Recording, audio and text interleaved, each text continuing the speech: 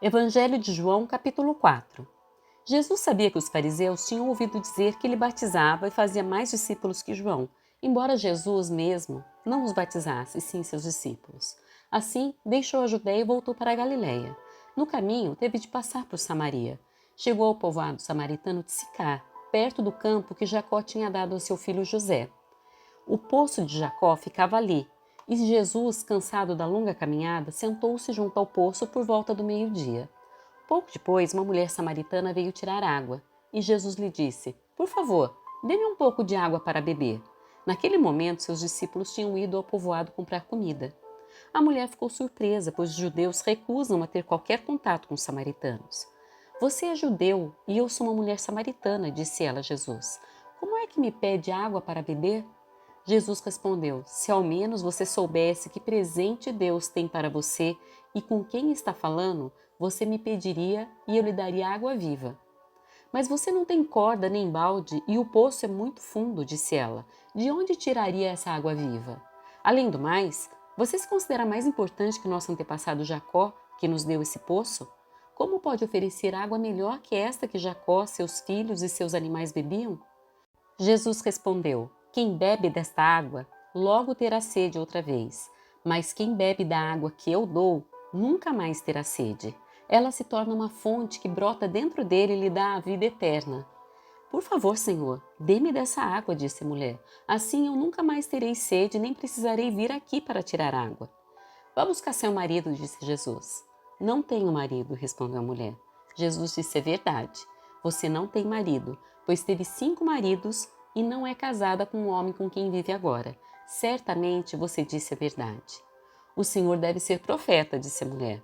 Então diga-me, por que os judeus insistem que Jerusalém é o único lugar de adoração, enquanto nós, os samaritanos, afirmamos que é aqui, no Monte Gerizim, onde nossos antepassados adoraram? Jesus respondeu: Creia em mim, mulher. Está chegando a hora em que já não importará se você adora o Pai nesse monte ou em Jerusalém. Vocês, samaritanos, sabem muito pouco a respeito daquele a quem adoram. Nós adoramos com conhecimento, pois a salvação vem por meio dos judeus. Mas está chegando a hora, e de fato já chegou, em que os verdadeiros adoradores adorarão o Pai em espírito e em verdade. O Pai procura pessoas que o adorem desse modo, pois Deus é espírito e é necessário que seus adoradores o adorem em espírito e em verdade. A mulher disse: Eu sei que o Messias, aquele que é chamado Cristo, virá. Quando vier, ele nos explicará tudo. Então Jesus lhe disse: Sou eu o que fala com você. Naquele momento, seus discípulos voltaram. Ficaram surpresos de encontrá-lo falando com uma mulher, mas nenhum deles se atreveu a perguntar: O que o senhor quer? Ou por que conversa com ela? A mulher deixou sua vasilha de água junto ao poço e correu de volta para o povoado, dizendo a todos: Venham ver um homem que me disse tudo o que eu já fiz na vida. Será que não é ele o Cristo? Então as pessoas saíram do povoado para vê-lo. Enquanto isso, os discípulos insistiam com Jesus: Rabi, coma alguma coisa. Ele, porém, respondeu: Eu tenho um tipo de alimento que vocês não conhecem. Os discípulos perguntaram uns aos outros: Será que alguém lhe trouxe comida? Então Jesus explicou: Meu alimento consiste em fazer a vontade daquele que me enviou e em terminar a sua obra. Vocês não costumam dizer: Ainda faltam 4 meses para a colheita? Mas eu lhes digo: Despertem e olhem em volta. Os campos estão maduros para a colheita. Os que colhem já recebem salário, e os frutos que ajuntam são as pessoas que passam a ter a vida eterna. Que alegria espera tanto o que semeia como o que colhe. Vocês conhecem o ditado: um semeia e outro colhe. E é verdade, eu envio vocês para colher onde não semearam. Outros realizaram o trabalho, e agora vocês ajuntarão a colheita. Muitos samaritanos do povoado creram em Jesus por causa daquilo que a mulher relatou. Ele me disse tudo o que eu já fiz. Quando saíram para vê-lo, insistiram que ficasse no povoado. Jesus permaneceu ali 2 dias, e muitos outros ouviram sua palavra e creram. Então disseram à mulher: Agora cremos, não apenas por causa do que você nos contou, mas porque nós mesmos o ouvimos. Agora sabemos que ele é de fato o Salvador do mundo. Depois daqueles 2 dias, Jesus partiu para a Galiléia.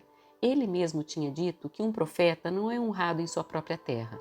Mas uma vez que os galileus haviam estado em Jerusalém para a festa da Páscoa e visto tudo o que Jesus fizera, eles o receberam. Enquanto Jesus viajava pela Galileia, chegou a Caná, onde tinha transformado a água em vinho.